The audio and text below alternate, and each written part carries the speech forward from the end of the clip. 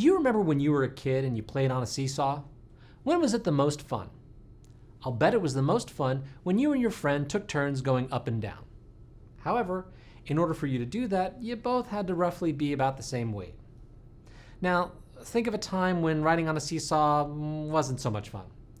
It was probably when you were either stranded at the top or stuck at the bottom. Usually this happened because you were on the seesaw with someone who was either considerably bigger or smaller than you. If you were stuck at the bottom, you probably felt like the other person was getting the better end of the deal, and that you had to do all the work by pushing hard with your legs.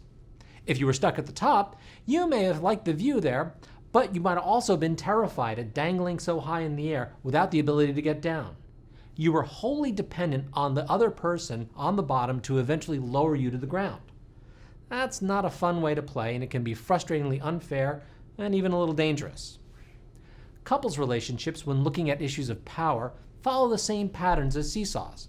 In order to understand who has the power, we generally consider how decisions are made or who takes a lead role for things in the relationship, for things there like spending money or household chores.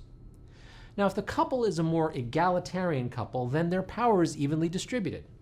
Each person has a fair share of the responsibility for things and a fair amount of authority to make decisions. This is usually divided according to an individual's strengths. The result is a back and forth seesaw dynamic in which each person, depending on the situation, is either on top or down below. By contrast, when power is distributed unevenly, the dynamics in a relationship can begin to create tension. For example, problems can occur if one person is on the bottom. That is, they're always responsible for maintaining the relationship, like planning activities or romantic trips. Or they have to do the day-to-day activities like housework or paying bills or parenting the kids. The other person remains on top and seems to be above it all, and this can build resentment pretty quickly.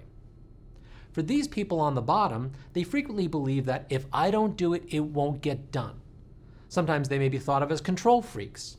For many of them, their high expectations of themselves and their lives seemingly won't let them compromise. Frequently, they'll say that they want their partners to do some of the things that they do, but then will come back and criticize their efforts when they aren't done quote-unquote right. The partner concludes that the best thing that they can do is to not even try. The partner on top will begin to feel less and less relevant and eventually impotent or incompetent in the eyes of their partner.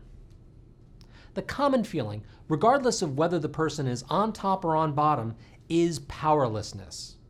If people feel powerless for a long time, they'll begin to believe that it's true. Both imbalances, on top and on bottom, put significant strains in the relationship. Let's look at an example of this concept of power imbalance with our couple. Growing up, I always felt like I had to be the good girl, right? Because I wanted to make my mom happy. But it never really worked. She was always sad.